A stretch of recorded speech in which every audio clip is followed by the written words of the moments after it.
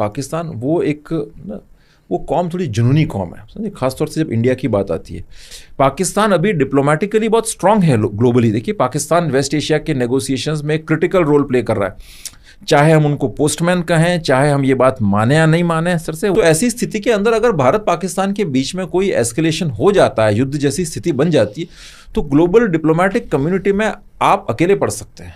नए world order की बात सोच रहे हैं, वो वेस्ट को चैलेंज करने की बात सोच रहे हैं, वो चाइना और पाकिस्तान की मदद से ईरान के साथ कोई बैक चैनल डायलॉग खोल दें, शामिल हो सकता है। और दूसरा देखिए, अमेरिकन को अगर कुछ ऐसा मिलिट्री सिस्टम मिडल ईस्ट में लगाना है जहाँ पर उनके हथियार होंगे, उनकी टेक्नोलॉजी होगी, लेकिन जहाँ तक ग्राउंड फोर्सेस की बात है, कहते हैं ना बूट्स ऑन ग्राउंड की बात है, उसमें पाकिस्तान का रोल बड़ा इंपॉर्टेंट हो जाता है। पाकिस्तान का रोल बड़ा क्रिटिकल हो जाता है उसके अंदर, तो वो पाकिस्तान ही प्रोवाइड कर सकता है। प्रधानमंत्री ने बोला था कि हम अगर पाकिस्तान ऐसा दोबारा करेगा, इसलिए हम ऑपरेशन सिंदूर रोक रहे हैं, क्योंकि अभी हमारा ये वार्निंग है कि अभी दोबारा करेगा तो फिर हम करेंगे, रिज्यूम करेंगे। अभी ऑपरेशन सिंदूर पोज किया गया है, खत्म नहीं किया गया है, कोई रिज्यूम नहीं हुआ, बात भी नहीं हुई कि भाई वो ओपनली बता दो, कुछ थ्रेट ही दे दो।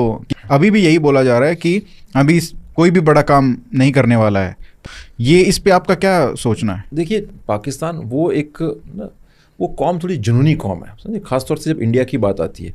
वो कितना भी वेस्ट एशिया वगैरह कुछ भी कर ले वहाँ पर, मैं आपको बता रहा हूँ, उनका जो रियल टारगेट है, जो रियल टारगेट जिससे पैथोलॉजिकल हेट्रेड जो कहता है ना, क्या सर से डीप रूटेड इनग्रेन्ड हेट्रेड, वो है इंडिया और हिंदू भारत ना।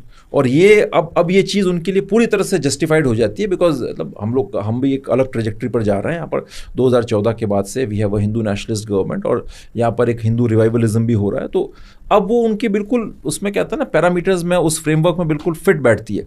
इंडिया पाकिस्तान के बीच में पावर डिस्पैरिटी तो बढ़ी रही है इन टर्म्स ऑफ इकोनॉमी, ठीक है, इकोनॉमिक हमारी कंट्री जो है ऑलमोस्ट हर साल एक पाकिस्तान ग्रो करता है, उसके हिसाब से ग्रो कर रहा है सर से। इकोनॉमिकली हम लोग फार सुपीरियर हैं उनसे, ठीक है। लेकिन आपने देखा दुनिया के अंदर ईरान जो कि पिछले 40 साल से सैंक्शंस फेस कर रहा था, economically dysfunctional and debilitated economy, क्या उसने दो न्यूक्लियर पावर्स की नाक में दम करके रखा हुआ है। तो यहाँ पर भी मैं बात जंग की कर रहा हूँ, ठीक है। पानी बंद हो गया तो उनको परेशानी आएगी, लेकिन अगर जंग ही हो गई ना उनके पास, अगर पानी बंद हो गया तो वो फिर जंग ही करेंगे। वो तो जंग, ठीक है, वो तो बन ही गया उनका, तो उन्होंने बोल ही दिया है कि वो तो हमारा तो जंग का कारण होगा। तो फिर फाइनल वॉर करेंगे आपसे। और अगर वॉर करेंगे तो उसमें क्या सिनेरियो बन सकता है? उसमें सिनेरियो ये बन सकता है कि इस फ्रंट पर वॉर, इस बार पूरे हर तरह से वॉर होगा, ठीक है। हमने ऑप सिंदूर में भी देखा कि राजस्थान तक में भी ड्रोन्स आए, अंदर गिरे हैं। तो पूरा आपका वेस्टर्न फ्रंट ऑक्यूपाई होगा, और उसमें कश्मीर के अंदर, खास तौर से पंजाब और मेनली कश्मीर के अंदर, तो पब्लिक सड़कों पर हो सकता है वो उनको मोबिलाइज करके जो है ना कुछ मैसिव सोशल अनरेस्ट करवाएं, जिससे कि ट्रूप मूवमेंट के अंदर बहुत बड़ा ऑब्स्ट्रक्शन क्रिएट हो, लॉजिस्टिक्स में, ट्रूप मूवमेंट के अंदर। लाइकवाइज पंजाब के अंदर भी इस तरह की कोई चीज़ करवा सकते हैं जिसमें टेरर अटैक्स हो सकते हैं, कोऑर्डिनेटेड टेरर अटैक्स, कोऑर्डिनेटेड वे के अंदर ट्रूप मूवमेंट, आपका सोशल अनरेस्ट।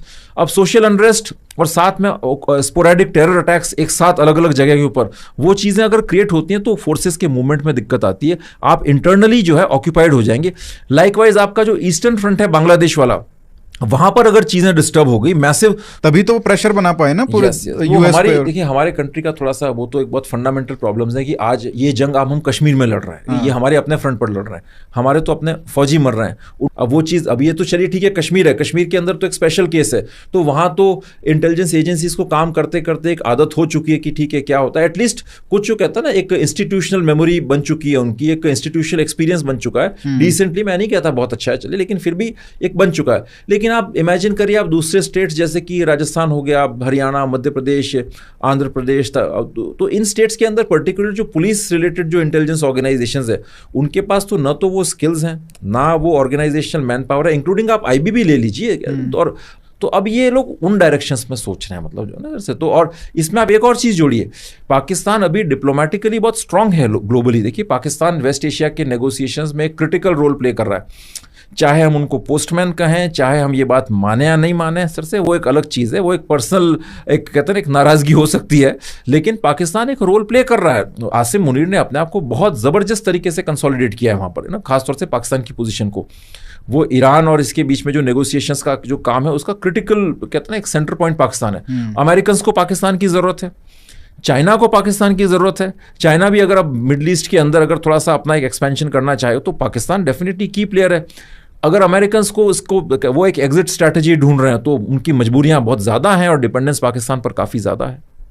सऊदी के साथ पाकिस्तान की ज़बरदस्त दोस्ती है, तुर्की के साथ उनके बड़े गहरे ताल्लुकात हैं। हमने तो देखा ही तुर्की वाले क्या कर रहे थे, टर्की वाले जो ऑप सिंदूर के अंदर मदद कर रहे थे पाकिस्तान की। तो ऐसी स्थिति के अंदर अगर भारत पाकिस्तान के बीच में कोई एस्केलेशन हो जाता है, युद्ध जैसी स्थिति बन जाती है, तो ग्लोबल डिप्लोमेटिक कम्युनिटी में आप अकेले पड़ सकते हैं। आपके साथ कोई खास वो तो अभी भी अकेले ही थे, अभी भी अकेले ही थे, सिंदूर में भी अकेले ही थे। और उसके साथ आप मिला लीजिए जो मैंने पूरा जो इंटरनल अनरेस्ट का जो सिनेरियो क्रिएट किया, तो आप सोचिए हमारी क्या स्थिति रहेगी। फिर एक और चीज़ मैं आपको बता दूं, देखिए कोई भी आजकल जो एडवांस्ड वेपन सिस्टम्स हैं वो आपके अपने PNT सिस्टम पर काम करते हैं, मतलब जो ग्लोबल आपका जो नेविगेशन सिस्टम्स हैं उसके ऊपर। चाइना के पास अपना एक शानदार नेविगेशन सिस्टम है, ठीक है, पता नहीं कितने 30-30 से भी ऊपर उसमें कुछ सैटेलाइट्स, हाँ, कॉन्स्टलेशन उनके पास है। ऐसे ही रशिया का भी है, ऐसे ही आपका अमेरिका का भी है से। और चाइना ऑफ सिंदूर में उनको क्रिटिकल रियल टाइम इंटेलिजेंस दे रहा था, है ना। अब आज अगर जो है युद्ध होता है कुछ भी ऐसी, और उस जो रियल टाइम इंटेलिजेंस जो उनको मिल रही थी उसके बेसिस पर उन्होंने beyond visual range missiles fire किए और हमारे जहाज जो है ना, हमारी अपनी टेरिटरी के अंदर भी वो जहाज गिराए, ठीक है। तो अब अगर ऐसी स्थिति फ्यूचर में बनती है तो हम अपने खुद के हमारे PNT सिस्टम के बिना क्या करेंगे? हमारा जो GPS जो नाविक, उसमें तो पता नहीं अभी कितने सैटेलाइट पे टिका हुआ है, वो भी पता नहीं कब बुझ जाएगा। यस, एटॉमिक क्लॉक से आपकी काम नहीं कर रही, आप प्रोक्योर नहीं कर पा रहे। तो आप अगर ऐसी स्थिति में आपके ड्रोन्स को आप AI से भी इंटीग्रेट कर देंगे, आपके पास अपना GPS सिस्टम ही नहीं है, तो आप करेंगे कैसे उसको? और उनके पास वो सारा सपोर्ट सिस्टम ऑलरेडी अवेलेबल है, ठीक है, उनका अपना नहीं माना लेकिन बाकी दूसरों का तो है। और ऐसी स्थिति में रशिया की अगर मैं आपको बात कहूं तो देखिए, रशिया के भी ओवरऑल लार्जर कहते हैं लॉन्ग रन में जो उनके स्ट्रेटेजिक इंटरेस्ट हैं वो चाइना के साथ हैं आज। तो रूस भी आपकी मदद जो है वो एक सीमा के बाहर जाकर के नहीं करेगा, वो चाइना के साथ उनके लॉन्ग रन स्ट्रेटेजिक इंटरेस्ट है। इनफैक्ट हमने तो बीच में जब ऑफ सिंदूर या उससे पहले की बात है, जो आई थिंक हमने कुछ कॉन्फ्रेंस वगैरह करवाई थी जिसके अंदर कई रशियन डिप्लोमेट्स वगैरह से बात हो रही थी, तो हमने पूछा था उनसे कि भाई आपका क्या रुख रहेगा, तो क्या कि भाई हमारे लिए चाइना के साथ रिलेशन जो है वो ज़्यादा इंपॉर्टेंट है इंडिया से, बिकॉज वो एक अलग तरीके का उनका कैलकुलेशन है, वो नए वर्ल्ड ऑर्डर की बात सोच रहे हैं, वो वेस्ट को चैलेंज करने की बात सोच रहे हैं, वो यूरोपियन फ्रंट पर बिजी हैं, तो उनकी डिपेंडेंस चाइना के ऊपर बहुत ज़्यादा है ना। और वो मतलब उनका लाजमी भी है, वैसे तो हमें पता है कि उनका चाइना के साथ भी बहुत ही एंटागोनिस्टिक रिलेशनशिप है, और अल्टीमेटली वो चाहेंगे कि एक बार इनसे निपट के फिर चाइना को भी हटा दें। अभी की जो वर्तमान में जो सिचुएशन बन रही है, तो आप ये भी देखिए ना कि अगर वो एक ऐसे देश के साथ हम कंपेयर कर रहे हैं जहां पे हमको तेल लेने के लिए भी परमिशन लेना पड़ता है US का, तो ऑब्वियसली वो 2 बार तो सोचेगा कि भाई जो चाइना है उसको तो मैं कभी भी उसके साथ रिलेशन है वो बहुत अच्छा है, और इंडिया को बार बार परमिशन लेके आनी पड़ रही है US से तेल खरीदने के लिए भी, बाकी तो आप छोड़ ही दो। तो ऑब्वियसली वो चाइना को प्रेफर करेगा अभी फॉर शॉर्ट टर्म अभी। और ना जो स्थितियां बन रही है उसमें पाकिस्तान की इंपॉर्टेंस मिडिल ईस्ट में और बढ़ेगी, क्योंकि आप देखिए जो वहाँ पर अभी भी जैसे जो 60 डेज़ का जो सीज फायर वगैरह जो हमने जो सुना पिछले 2 दिन के अंदर, उससे भी चीज़ें बड़ी एम्बिग्यूअस हैं, कोई क्लैरिटी नहीं है। लोग सेलिब्रेट कर रहे हैं, ट्रम्प की डिफीट हो गई, इजराइल की डिफीट हो गई, इसको ईरान की विक्ट्री बताया जा रहा है। लेकिन मैं आपको बता दूं, अरब कंट्रीज़ अंदर से बहुत बौखलाए हुए हैं। अरब कंट्रीज़ जो हैं उनको वो क्या चाहते हैं, वो बेसिकली ईरान को डेबिलिटेटेड कंडीशन में रखना चाहते हैं। उनकी बड़ी पुरानी एक कहते हैं ना शिया सुन्नी वाली राइवलरी का डायनेमिक्स भी है, and they are very uncomfortable with Iran. वही उनको ये लगता है कि अगर रेजिम चेंज हो गई और यहाँ पर बड़ी एक सेक्युलर सी कुछ बेटर ही सिस्टम आ गया तो भी ईरान ग्रो करेगा, है ना। और ईरान के पास पोटेंशियल है, ईरान के पास अनलिमिटेड ग्रोथ का पोटेंशियल है, बहुत शानदार उनकी एक ह्यूमन रिसोर्स वाली कहते हैं एक कैपेबिलिटी है, लोग बड़े काबिल पढ़े लिखे हैं जिनको अगर एक सही निज़ाम हो, सही सिस्टम हो, तो वो ईरान को एक अलग ही लेवल पर लेके जा सकते हैं। तो वो ये नहीं चाहेंगे कि पूरी रेजिम मतलब वहाँ पर बदल जाए, लेकिन वो चाहेंगे कि ये पूरी डेबिलिटेटेड रहे, वीक रहे, मतलब रहे ज़रूर, चैलेंज भी करती रहे, लेकिन बहुत ही वीक और पुअर कंडीशन में रहे। लेकिन अभी जो स्थितियाँ बन रही हैं उसको देख के तो लगता है कि ये जो बची खुची रेजिम है ये ज़्यादा रेडिकल है, ज़्यादा वो है, आप हार्डकोर मान लीजिए। आप चाइना और पाकिस्तान की मदद से ईरान के साथ कोई बैक चैनल डायलॉग खोल दें, अगर उन्होंने अमेरिका पर उनका ट्रस्ट बिल्कुल ही ख़त्म हो चुका है और अब ये यकीन हो चुका है कि अमेरिका आगे उनकी मदद नहीं कर पाएगा। अभी हमने देखा इतने बड़े बड़े कॉस्टली जो इक्विपमेंट्स थे, एयर डिफेंसेस थे, उनसे भी कोई ज़्यादा मतलब कहते हैं ना फुल प्रूफ वो नहीं था प्रोटेक्शन। तो या तो वो एक अपना वो खोल दें, एक क्लोज डोर आपका बैक चैनल, उसके अंदर भी पाकिस्तान की ज़रूरत पड़ेगी उनको और चाइना की ज़रूरत पड़ेगी, बेशक पड़ेगी, आप मान के चलिए, ठीक है। और चाइना भी ऑपरेट करेगा मिडल ईस्ट में, तो उसमें भी पाकिस्तान का बड़ा एक क्रिटिकल रोल होगा।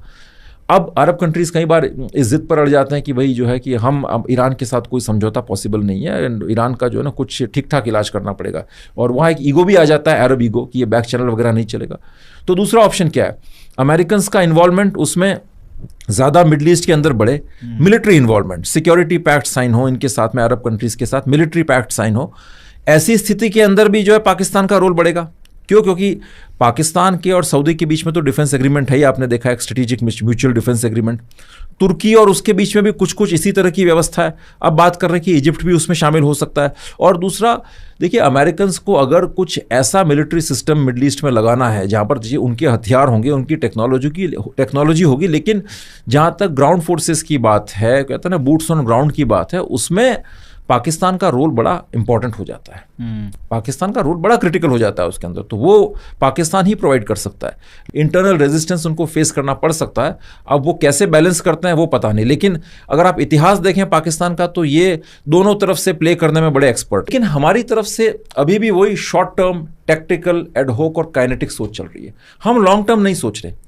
जैसा कि दोस्तों आपने देख लिया भारतीय मीडिया का रिएक्शन, जिसमें वो कहते हैं कि पाकिस्तान एक ताकतवर मुल्क है और पाकिस्तान के जो रिश्ते हैं ना वो हर मुल्क के साथ बहुत अच्छे हैं। मुल्क जो पावर सुपर हैं जैसे अमेरिका है, चीन है, बाकी कई ममालिक, सब के साथ बहुत अच्छे हैं। दूसरी तरफ भारत है, उसके साथ कोई भी खड़ा नहीं है। अगर ऐसा मौका आता है, जंग होती है, तो पाकिस्तान फिर जो है ना भारत को शिकस्त देगा। तो दोस्तों आज के लिए इतने ही। मज़ीद अगर इस तरह की रिएक्शन वीडियो देखनी है तो उसके लिए हमारे चैनल को सब्सक्राइब कर लीजिएगा और उसके साथ बेल आइकन को ज़रूर दबा दीजिएगा, ताकि न्यू आने वाली जो भी वीडियो का नोटिफिकेशन होगा वो बआसानी आप तक पहुंचता रहे।